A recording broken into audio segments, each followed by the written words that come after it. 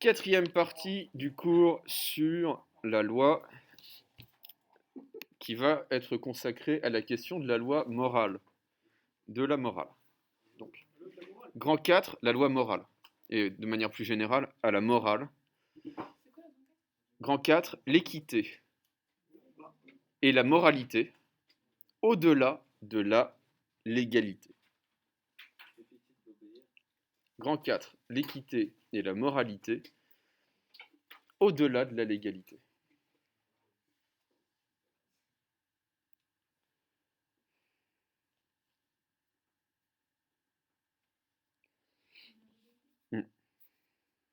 Au-delà de la légalité. Alors la question qu'on va se poser dans cette partie est la suivante. Peut-on envisager des principes moraux qui transcenderaient, qui seraient supérieurs à la stricte légalité, à des principes strictement juridiques? Et est-ce que ces principes peuvent être définis rationnellement? Donc, nous allons voir l'articulation entre la loi et la morale, et nous allons poser la question de savoir s'il peut exister quelque chose comme une loi morale. Alors, non mais là il va faire nuit si vous continuez à fermer les rideaux. Est-ce qu'on voit encore ma tronche? Oui, ça va à peu près. Je lis un texte d'Aristote, vous êtes certain que je ne l'ai pas lu ce matin? J'en suis à peu près certain, moi. Ce qui fait la difficulté, c'est que l'équitable, tout en étant juste, n'est pas le juste selon la loi, mais un correctif de la justice légale. La raison en est que la loi est toujours quelque chose de général et qu'il y a des cas d'espèce, c'est-à-dire des cas particuliers, pour lesquels il n'est pas possible de poser un énoncé général qui s'y applique avec rectitude. Dans les matières donc où on doit nécessairement se borner à des généralités, où il est impossible de le faire correctement, la loi ne prend en considération que les cas les plus fréquents, sans ignorer d'ailleurs les erreurs que cela peut entraîner. La loi n'en est pas moins sans reproche, car la faute n'est pas à la loi, ni au législateur, mais tient à la nature des choses, puisque par leur essence même, la matière des choses de l'ordre pratique, donc tout ce qui concerne l'action, revêt ce caractère d'irrégularité.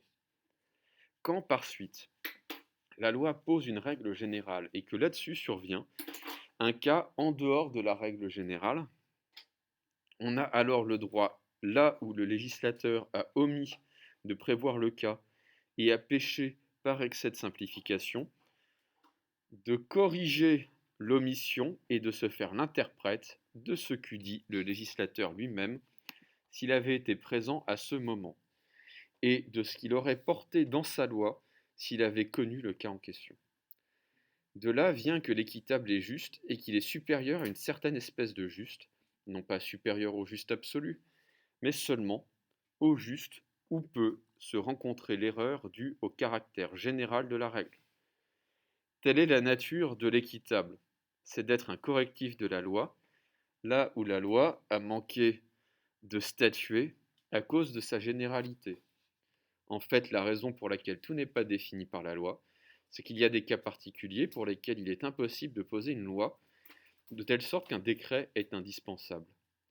De ce qui est en effet indéterminé, la règle aussi est indéterminée, à la façon de la règle de plomb utilisée dans les constructions de Lesbos, de la même manière que la règle épouse les contours de la pierre et n'est pas rigide, ainsi le décret est adapté aux faits.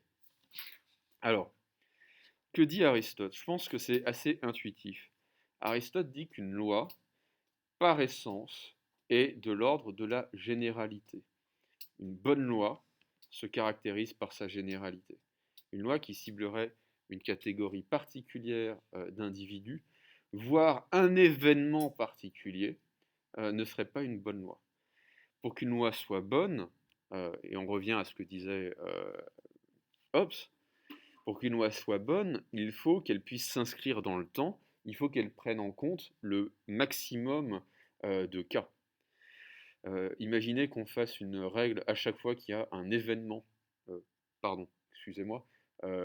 J'étais sur le point de parler du terrorisme en France. À chaque fois qu'il y a un attentat, il y a une nouvelle loi, alors qu'on pourrait très bien appliquer les anciennes, ça serait parfaitement suffisant. Mais imaginez qu'on fasse une loi à chaque fois que survient un événement un petit peu inattendu. on s'en sortirait pas. Euh, Ça serait totalement impossible, si vous voulez. On peut prendre l'exemple du code de la route. S'il fallait que l'Assemblée nationale vote une loi à chaque fois qu'il y a une question de priorité, euh, on ne s'en sortirait pas. L'essence de la loi, c'est sa généralité. Mais le problème, c'est que la loi s'applique à des gens qui se comportent d'une manière qui parfois sort de l'ordinaire. Euh, Est-ce que vous regardez Camelot, la série Camelot? Ah non, c'est pas nul, c'est vraiment brillant. Ouais, c'est vraiment très très bien. Je vous recommande de regarder. C'est une comédie par l'un des plus grands comédiens français, qui est Alexandre Astier. Je suis très sérieux. Alexandre Astier dit à propos de ses chevaliers, c'est formidable ce que vous faites, c'est toujours débile, mais c'est systématiquement inattendu. C'est systématiquement surprenant. Ok. Euh, et c'est vrai que parfois, il y a de l'inattendu dans l'histoire. Il y a de l'inattendu dans les actions des êtres humains. Parfois, la loi ne suffit pas à prévoir les cas qui sortent de l'ordinaire. C'est précisément pour ça que ce sont des bonnes lois, dit Aristote. Une bonne loi, c'est une loi qui prévoit les cas les plus généraux et qui laisse à la discrétion du juge ce qu'il faut décider face à une circonstance exceptionnelle. Si on fait passer l'exceptionnel dans la loi, ça pose un certain nombre de problèmes. Alors, euh, c'est la raison pour laquelle la loi ne suffit pas pour être juste. Parfois, il y a des cas qui sortent de l'ordinaire et il faut que le juge adapte la loi, interprète la loi de telle sorte à appliquer la loi sans la déformer à un cas particulier, alors que la loi ne dit en fait rien au sujet de ce cas particulier. Alors, je vais prendre un exemple qui est très concret dans pas longtemps. Est-ce que ça va pour tout le monde? Ouais. Euh, Est-ce que tout le monde a une règle dans sa trousse? Un double décimètre. Qui en a? Ouais, ok, sortez-le. Essayez de mesurer la circonférence des barreaux de la chaise avec une règle rigide. Impossible. C'est très bien. Euh, les Grecs, en particulier sur l'île de Lesbos, du temps de l'Antiquité, du temps d'Aristote, donc au IVe siècle avant notre ère, vont inventer enfin, quelque chose qui semble tomber sous le sens, qui semble évident. Ils vont inventer une règle souple qui permet de s'adapter aux contours de toutes les surfaces, régulières comme irrégulières. C'est ce qu'on appelle un maître ruban, un maître couturier, tout à fait. Bah, c'est pas bête, c'est pas bête. C'est-à-dire que quel est le principe du maître ruban? Ça peut s'appliquer sur n'importe quelle surface, la règle est souple, mais la mesure, elle, ne change pas. La mesure n'est pas modifiée par son application à des cas particuliers. C'est ça l'équité pour Aristote. L'équité, c'est la capacité que le juge peut avoir d'appliquer la loi sans la déformer à des cas particuliers. Ça va pour tout le monde? Petite synthèse. Je sens que ça va être pénible. Petite synthèse. Et oui, c'est pas l'heure de la sieste. Même si je vous avoue que bon, je m'en priverai pas. Euh, alors, on peut se demander si certains principes, on peut se demander si certains principes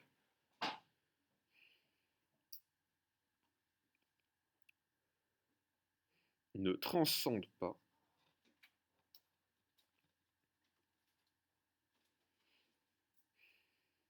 le caractère, si certains principes ne transcendent pas le caractère strictement légal,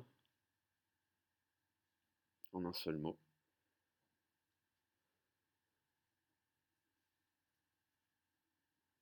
de la règle.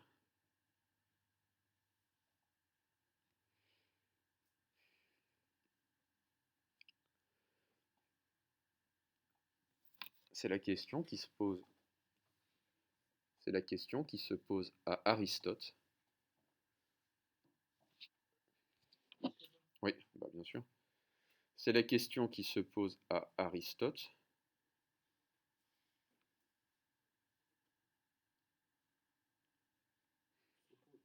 Qui se pose à Aristote dans l'éthique à Nicomaque. Éthique, E-T-H.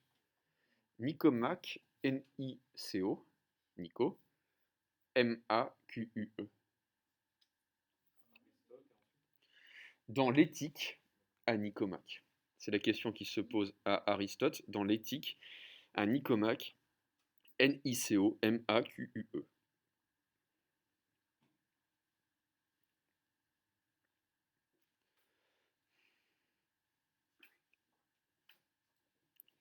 Pour Aristote, il faut distinguer l'équitable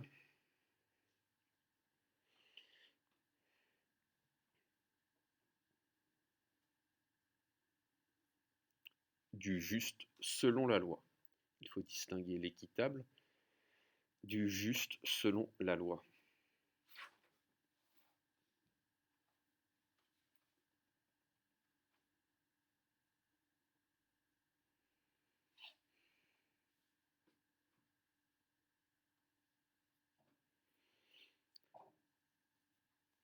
Par son essence,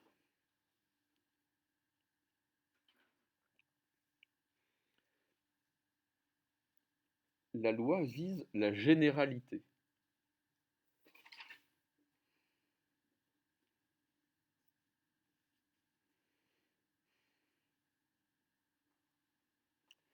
C'est-à-dire qu'elle ne doit prendre en compte que les cas les plus fréquents.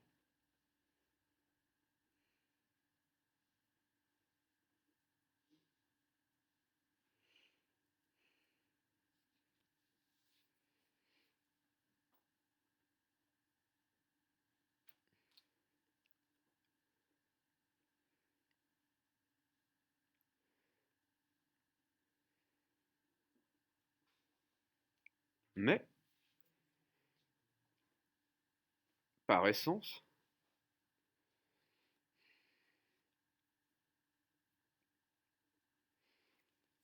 les actions humaines échappent à la régularité.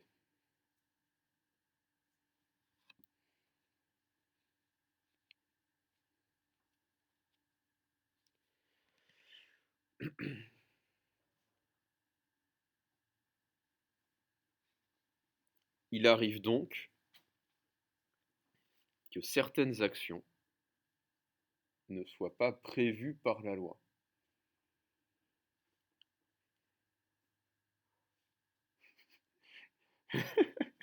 Oui, allez, courage. On s'accroche. Il arrive donc que certaines actions ne soient pas prévues par la loi.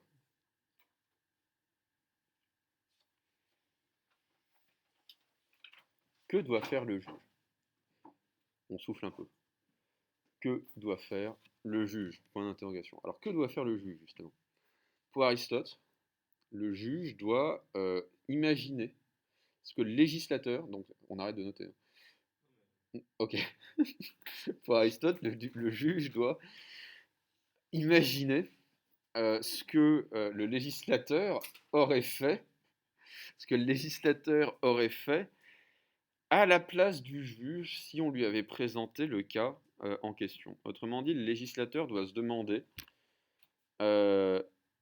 comment celui qui a fait la loi aurait apprécié le cas qui lui est soumis.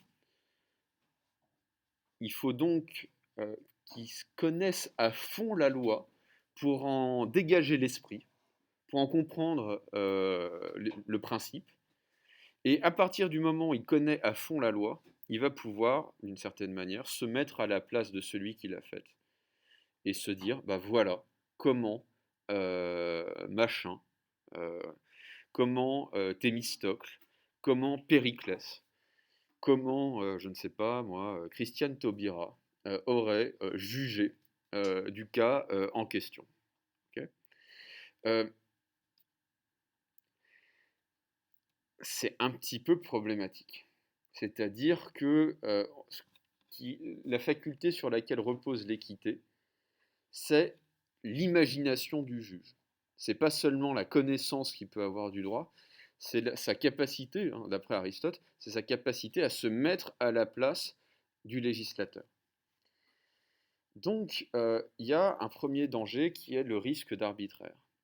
On pourrait dire, oui, mais ce risque d'arbitraire c'est le risque de n'importe quelle interprétation. Quand on vous demande d'interpréter un texte, l'interprétation est risquée. Il n'y a pas d'absolue certitude dans la manière dont on interprète un texte, un film, n'importe quelle œuvre humaine. Ok. Mais il y a des manières de limiter les erreurs d'interprétation. C'est de connaître à fond l'œuvre. On pourrait se dire que plus on connaît le droit, moins on peut faire d'erreurs d'interprétation par rapport, par rapport à cette loi. Plus on connaît l'histoire du droit, moins on sera susceptible de faire d'erreurs concernant cette interprétation et qui conduirait à une inéquité. Mais ce qu'on peut constater aussi, c'est que parfois, entre la loi originelle et les situations actuelles, il y a tellement d'écart que le juge doit faire plus qu'un effort d'imagination, il doit faire un effort de création du droit. Il doit créer du nouveau droit, il doit déduire de nouveaux droits à partir de droits antérieurs. On va prendre un exemple qui est très parlant parce que, au fond, la conception aristotélicienne de la justice comme jurisprudence, comme équité aussi, va influencer le monde anglo-saxon, va influencer la manière dont euh, les juges britanniques et également les juges américains, nord-américains, vont envisager le droit. Qu'est-ce qui encadre la pratique légale de l'avortement en France? C'est quelle loi? Vous devez la connaître. Si, c'est Simone Veil. Ok, c'est la loi Veil. La loi Veil est une loi qui a été votée par l'Assemblée nationale et on reconnaît sa légitimité par le fait que c'est une loi qui a été votée par des représentants du peuple, par des députés de la nation. Et c'est pour cela que c'est une loi et qu'elle s'applique, au fond. Est-ce que vous savez ce qui encadre le droit aux États-Unis? Est-ce qu'il y a des lois qui encadrent l'avortement aux États-Unis? Oui. La réponse c'est. Est-ce que vous savez? Vous savez pas ou est-ce qu'il n'y a pas de loi? La réponse c'est qu'il n'y a pas de loi, effectivement, passée par le Congrès, passée par la Chambre des représentants et par le Sénat, qui encadre l'avortement. Pourquoi? Alors, ça, c'est une question d'histoire. Je commence par la France ou je commence par les États-Unis? Je commence par la France. Faut toujours commencer par la France. Je commence par la France. Euh, Sous l'Ancien Régime, les juges et les parlements régionaux avaient un pouvoir considérable. Et au fond, ce qui était particulier dans la charge d'un juge, c'est que ça s'achetait. Pour devenir juge, fallait payer, fallait acheter une charge. Autrement dit, quand on est juge, c'est premièrement qu'on a de l'argent, et le plus souvent, en plus, ça se refilait de père en fils. Okay, ça s'héritait, une charge de juge. Et c'est ce qu'on appelle la noblesse de robe. La noblesse de robe, c'est cette noblesse héréditaire qui exerce des magistratures dans différents parlements, dans différents tribunaux, à Paris, dans les villes de province, dans les grandes villes de province, etc. etc. Et le juge avait pour prérogative parfois, de créer le droit de toute pièce. C'est-à-dire on lui amenait une affaire, Il n'y avait rien de très précis dans les textes de loi. Il interprétait les textes de loi à sa manière, généralement pas forcément d'une manière totalement impartiale, et il disait bah, maintenant c'est ça le droit.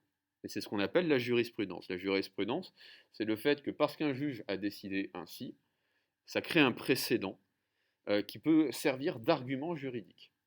Okay. Quand la Révolution est arrivée, une des premières choses que les révolutionnaires ont souhaité, en particulier les Jacobins, Robespierre en particulier, Saint-Just, tous ces gens-là, Marat, c'est de mettre un terme à tout ça, c'est de dire tout ça c'est terminé. Le pouvoir du juge, l'arbitraire du juge a été une phobie, une hantise de la plupart des révolutionnaires. Et c'était déjà le cas pour Montesquieu. Montesquieu disait, bah, en fait, quand les lois ne sont pas suffisamment claires et suffisamment simples pour être appliquées de manière implacable, il y a quelque chose qui ne va pas et ça va donner trop de pouvoir aux juges. Et donc la Révolution française a voulu, pardonnez-moi cette expression, a voulu castrer les juges. Okay, et confier le pouvoir de faire du droit, enfin de créer la loi, à l'Assemblée. Et c'est resté. C'est-à-dire que aujourd'hui, un juge ne peut pas, normalement, hein, ça peut changer, mais un juge ne peut pas créer du droit en France. Il est là pour appliquer la loi. Le juge est, comme disait Montesquieu, la bouche de la loi. C'est-à-dire qu'au fond, il lit la loi, il regarde si le type est coupable ou non coupable, et il applique la loi. Il n'aurait pas autre chose à faire. Ok. Aux États-Unis, c'est très différent. Pourquoi? C'est quoi comme type de gouvernement les États-Unis? Est-ce que c'est comme chez nous? Non, on appelle ça comment? C'est un gouvernement? Exactement, c'est un gouvernement fédéral. Euh, la Suisse, l'Allemagne sont gouvernés d'une certaine manière, la Grande-Bretagne aussi, puisqu'il y a des parlements écossais, un parlement écossais, un parlement non, irlandais, je suis pas sûr, un parlement gallois, mais ce sont des fédérations d'États, les États-Unis. D'où leur nom en fait, États-Unis d'Amérique. C'est une union fédérale. Cela veut dire qu'en fait, il y a deux niveaux. Il y a Washington, le niveau fédéral, et il y a le niveau des États. Chaque État a son propre parlement. Chaque État a sa Cour suprême. Chaque État a ses propres lois.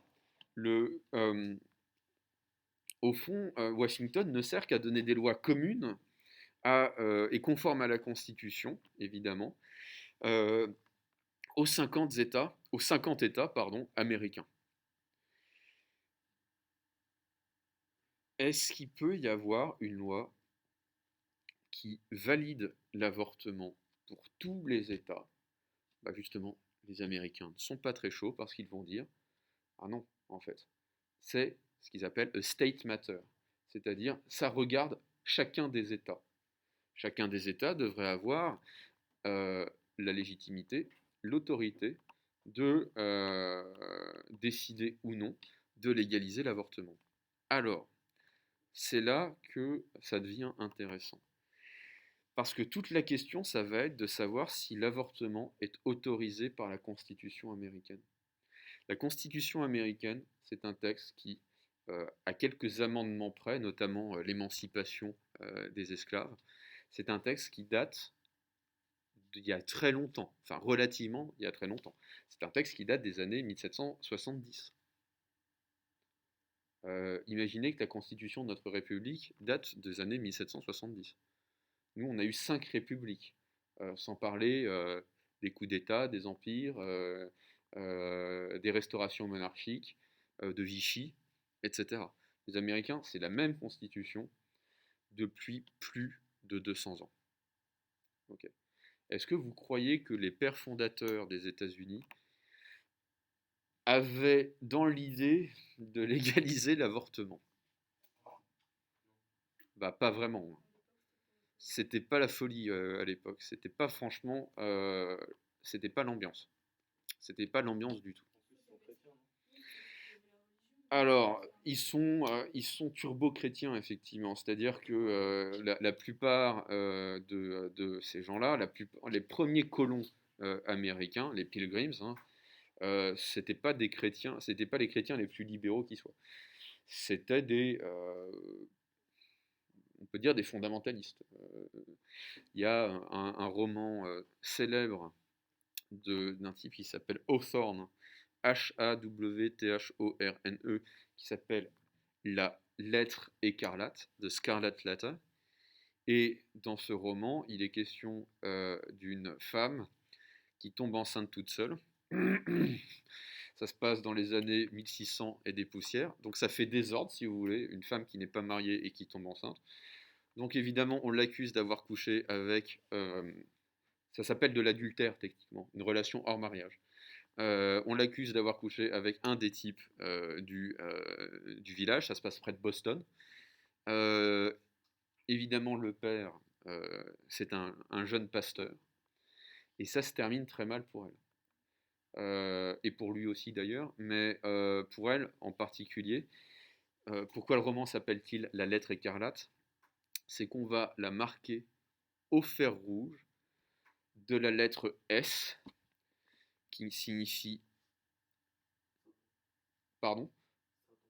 Non, qui signifie slut. C'est-à-dire, littéralement, et sans vouloir faire une traduction trop contemporaine, ça veut dire salope en fait. Ça veut dire femme pécheresse, si on veut rester chaste, mais slut, ça a toujours le sens que ça a aujourd'hui, si vous voulez. Ça veut dire, voilà, c'est ça l'ambiance. Donc on peut se dire que l'avortement, hein, non seulement la relation adultère, euh, aïe aïe aïe, mais alors l'avortement en dehors des liens sacrés du mariage, sans le consentement express du mari, et quand bien même hein, la vie est sacrée, bah ça se règle pas à coup de fer rouge si vous voulez. C'est probablement la pendaison, voire pire, hein. C'est une époque où on brûle pas mal de gens, où on les noie. On appelle ça des sorcières. Les femmes, enfin, les sorcières au Moyen Âge, c'est souvent, bon, faut le dire simplement, c'est soit des lesbiennes, soit des femmes qui pratiquent des avortements. Comme ça, on brûle les indésirables. Euh, et on dit évidemment, elles ont couché avec le diable. C'est pratique. Euh, donc effectivement, on se dit que ça va être très difficile de trouver dans la Constitution quelque chose qui permettrait de légitimer l'avortement, euh, et plus encore d'en faire la loi du pays. C'est pourtant ce qui va se passer dans les années 70. C'est c'est l'affaire McCormack, c'est l'affaire Joe, pardon, Joe, Roe v. Wade. Wade, c'était le gouverneur du Texas, et il y a une femme qui... et le Texas, bon, ça va pas vous surprendre, interdisait strictement l'avortement, quelles que soient les circonstances, et punissait, je crois, d'une lourde peine de prison, je me demande si c'était pas la perpétuité, le médecin et, si j'ose dire, oui, la femme, qui pratiquait ou subissait l'avortement. Et il y a une femme qui a attaqué la constitutionnalité des lois du Texas auprès de la Cour suprême. Et elle a dit, au fond, cette loi n'est pas conforme à la Constitution. Et les juges de la Cour suprême lui ont donné raison. Ils ont interprété un amendement de la Constitution qui garantit le droit à la protection de la vie privée. Et ils ont dit, bah, s'il y a protection de la vie privée, ce qui se passe à l'intérieur d'un cabinet médical ne regarde personne d'autre que le médecin et euh, ses patientes. Et c'est comme ça que l'avortement n'a pas été légalisé aux États-Unis. Mais c'est comme ça que les juges de la Cour suprême ont pu euh, ouvrir la voie au droit à l'avortement dans de nombreux États. Alors c'est très fragile en fait, on s'en rend compte aujourd'hui.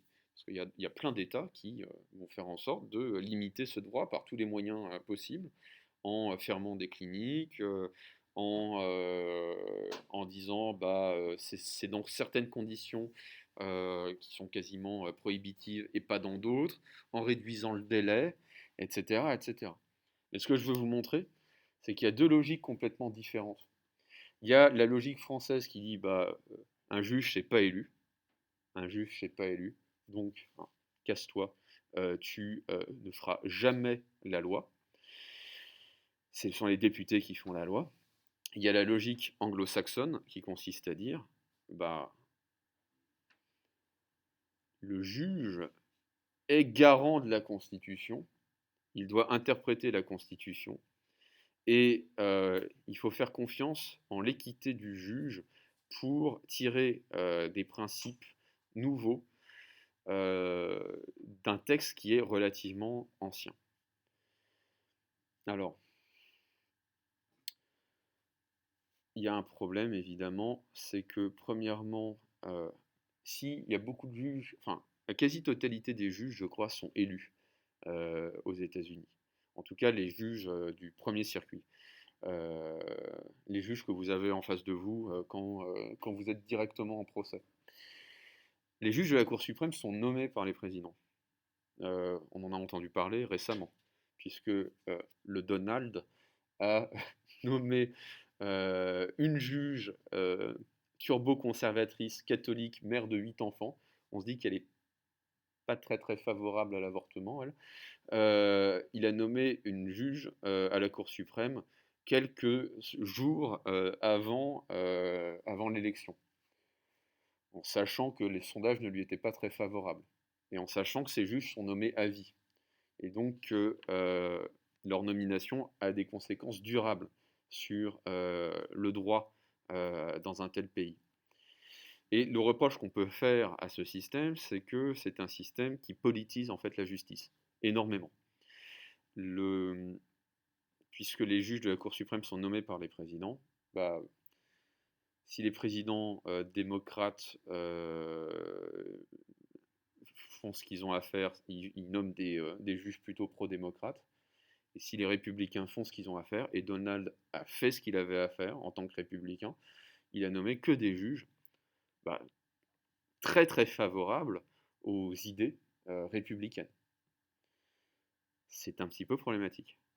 Je crois que sur 9 juges de la Cour suprême, il y en a 6 qui ont été nommés par des présidents républicains. Ouais. Trump en a nommé 3. Mais pourquoi? Parce qu'il y en a 3 qui sont morts. Et donc il fallait les remplacer. Il faut avoir. Alors, il y en a un qui est mort sous Obama, mais le Sénat républicain a retardé la nomination du nouveau juge. Résultat, c'est un juge républicain qui a été nommé par Trump et en fait confirmé par le Sénat républicain. Et ensuite, il y en a 2 autres qui sont morts, bim bim, et Trump a sauté sur l'occasion, si vous voulez. Mais c'est de bonne guerre, c'est-à-dire que les démocrates auraient fait exactement la même chose à sa place. C'est simplement comme ça. Le problème, si vous voulez, c'est que ça, ça revient à confier. La justice dépend d'une idée politique et ça revient à, d'une certaine manière, à confier le destin juridique d'un pays au hasard, en fait. Il suffit qu'il y ait 3 juges qui cannent en même temps en l'espace de 4 ans. Alors, il faut avoir un coup de bol extraordinaire. Mais il suffit qu'il y en ait 3 qui meurent dans un intervalle relativement bref. Et à ce moment-là, on peut complètement redessiner, on va dire, la carte idéologique de la Cour suprême aux États-Unis. Le gros avantage du système français, c'est que normalement, étant donné que le juge n'est pas élu ni nommé par une autorité politique, le juge est censé être indépendant. Mais l'inconvénient du système français, c'est qu'étant donné que le juge est totalement indépendant, en réalité, il n'a de compte à rendre à personne. Il n'est responsable en rien des arrêts, des jugements qu'il peut prendre. Résultat des courses, je pense que vous lisez enfin ça peut vous arriver de lire la rubrique faits divers des journaux. Vous avez des juges qui sont d'un laxisme absolument invraisemblable avec des pédophiles. Euh, Normalement, un viol pédophile, je crois que c'est 15 ans de prison, quelque chose comme ça, il me semble, hein. Euh, à moins de vraiment le vouloir, vous n'êtes pas condamné à moins de 5 ans, à plus de 5 ans. Vous passez grand maximum 2 ans en prison, puisqu'il y a des remises de peine automatiques. Ça, aux États-Unis, c'est pas possible. Précisément parce que, étant donné que le juge est élu, que le procureur est élu, il est responsable en fait de ses décisions devant le peuple. Et donc il a un bilan à défendre. Vous savez qui est Kamala Harris? J'imagine. Kamala Harris. C'est pas la première dame, c'est sa vice-présidente. C'est sa vice-présidente. C'est pas la première dame de Biden. C'est la vice-présidente. Non, il a dit de Biden. Enfin, de Biden. Kamala Harris a fait une bonne partie de sa carrière en tant que procureur. Et Kamala Harris, c'est une démocrate. Elle est, je crois, euh, elle est d'origine indienne. Enfin, indienne, je m'entends, du continent indien, du pays de l'Inde, quoi. Parce qu'il y a une ambiguïté, évidemment, quand on parle des Américains. On pourrait se dire, bon, c'est une femme, elle n'est pas blanche, elle est démocrate, donc elle va être assez libérale, elle va être assez cool, ok? En plus, elle a défendu Black Lives Matter, etc., etc. Euh, Bah, pas du tout en fait. Quand on regarde son bilan de procureur, puisqu'elle a été DA, puisqu'elle a été district attorney, euh, elle tapait très fort. Elle était intransigeante sur les questions de sécurité. Ok. Donc, quand vous avez une responsabilité face au peuple, et cette responsabilité, c'est l'élection qui vous la confère, eh bien, vous ne faites pas n'importe quoi avec la loi. Et c'est l'avantage du système français. Ça va? Eh ben, c'est le moment de vous réveiller parce que petite synthèse. Jaden! Allez, on se réveille, petite synthèse. Non, mais vous n'avez pas le droit d'être plus crevé que moi. Moi, je parle 6 heures par jour.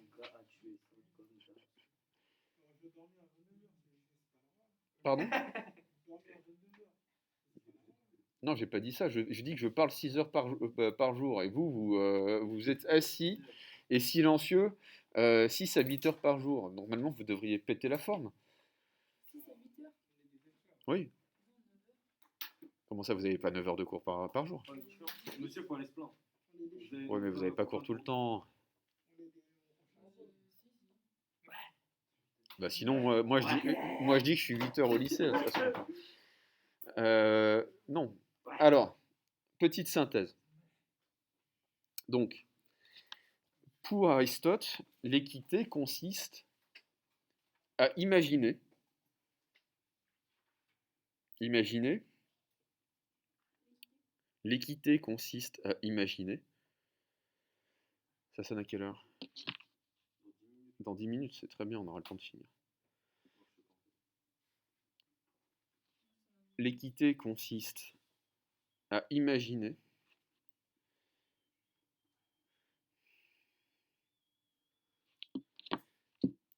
ce que le législateur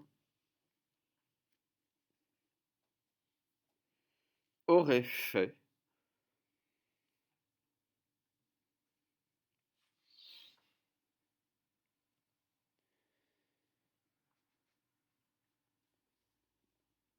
s'il avait eu à traiter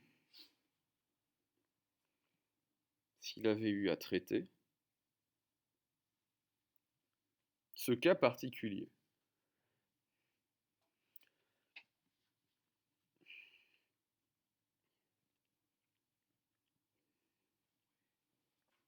Pour Aristote,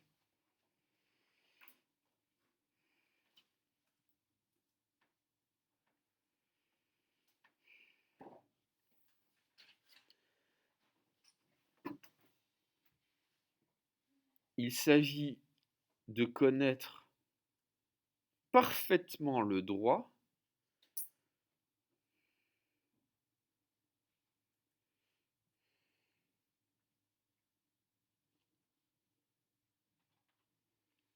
afin d'être capable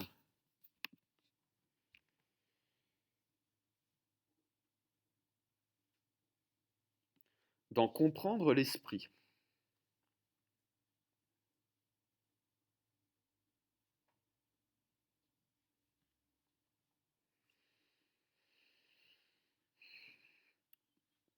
C'est ce qui limiterait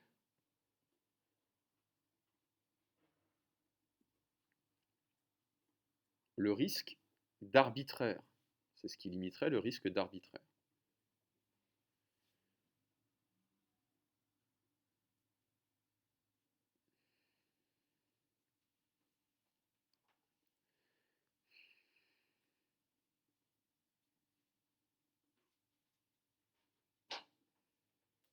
Or, on peut se demander, et c'est tout ce que j'ai développé sur le droit américain,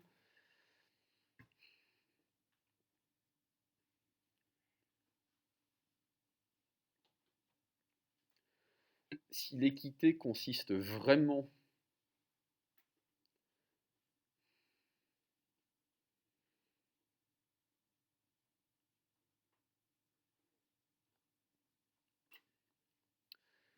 en l'adaptation du droit à un cas nouveau,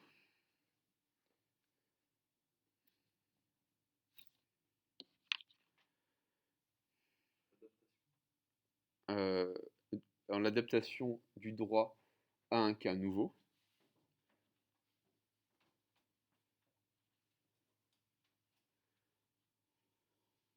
ou plutôt en la création de nouveaux droits, au pluriel, en la création de nouveaux droits par un juge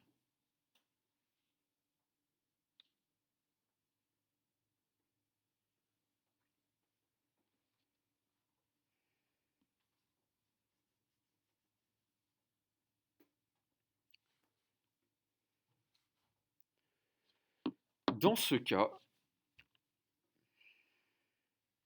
la question de l'arbitraire, dans ce cas, la question de l'arbitraire du juge se pose sérieusement.